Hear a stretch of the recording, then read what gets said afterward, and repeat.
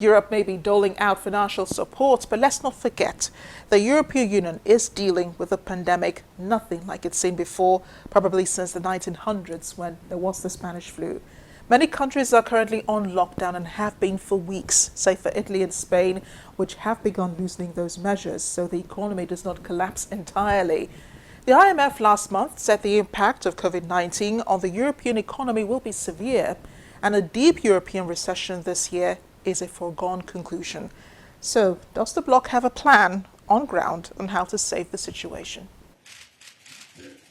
The EU's focus on Africa at a time of global crisis is because it says poorer countries could be hit harder by the pandemic, with things likely to get worse before they get better. European Commission President Ms. Ursula von der Leyen in a tweet said the bloc is securing more than 15 billion euros to help partners worldwide to combat the coronavirus, and that it is in the interest to ensure that the fight is successful worldwide. But while the EU is playing big brother to other countries, within the bloc, its impact has been missing.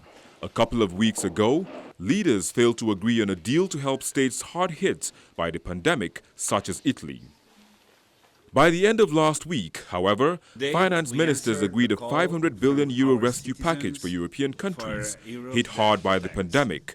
The deal was announced by the chairman of the Eurogroup, Mario Centino, following marathon discussions in Brussels. We would strive to make this pandemic crisis support operational within 2 weeks. Those were the three new European Union safety nets I wanted to talk about today. They add up to around €500 billion, a step change in the economic coordination within our Union. This emergency plan will shield our economic and social fabric as we dive into a recession. At the talks, ministers failed to accept a demand from France and Italy to share out the cost of the crisis by issuing so-called corona bonds. The package, finally agreed, is smaller than the European Central Bank had urged. It said the bloc may need up to €1.5 trillion to tackle the crisis. Italy, Spain and France have been recording high death tolls since the pandemic hit. The countries remain under national lockdowns. It took the EU weeks to come up with a plan of action. A lack of solidarity, says the European Commission President, Ms. Ursula von der Leyen, apologized for, especially to Italy, where there has been widespread dismay over Europe's response to the pandemic, starting with an initial failure to send medical aid, followed by a refusal amongst northern nations to endorse joint bonds to mitigate the cost of recovery, something the European Commission President apologized for. Yes, it is true that no one was really ready for this. It is also true that too many were not there on time when Italy needed a helping hand at the very beginning. And yes, for that, it is right that Europe as a whole offers a heartfelt apology.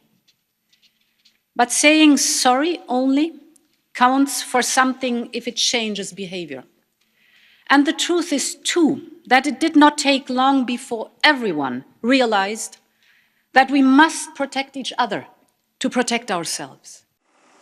With more than 2 million coronavirus cases around the world and a global death toll on the rise, lockdown measures have meant more people who should have been at work are at home staying safe as death toll within Europe also continues to rise. And all this talk about Europe's economic problems makes one wonder about the donations made to Africa. I want to bring in foreign affairs analyst, Mr. Nweke. He's in Brussels, the European Union's capital, where all of the agreements are taking place.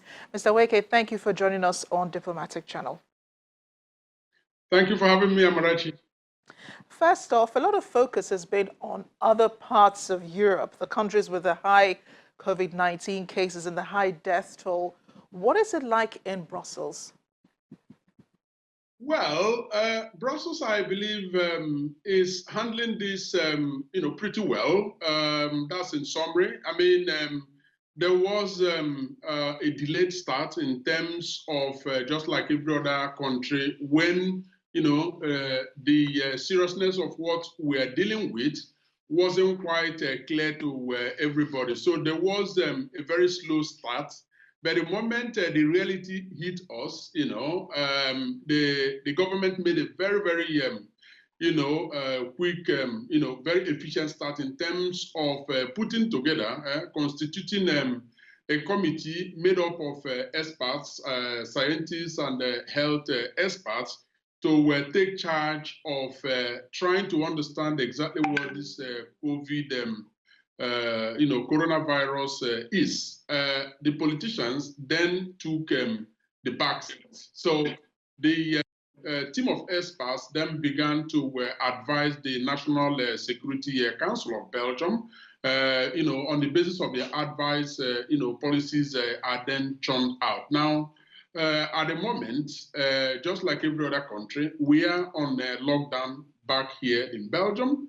The first batch of lockdown actually lasted till the 19th of May, and then April, and then renewed, for a further 2-3 weeks period. So the current one will end on the 3rd of May. Diplomatic Channel will be right back.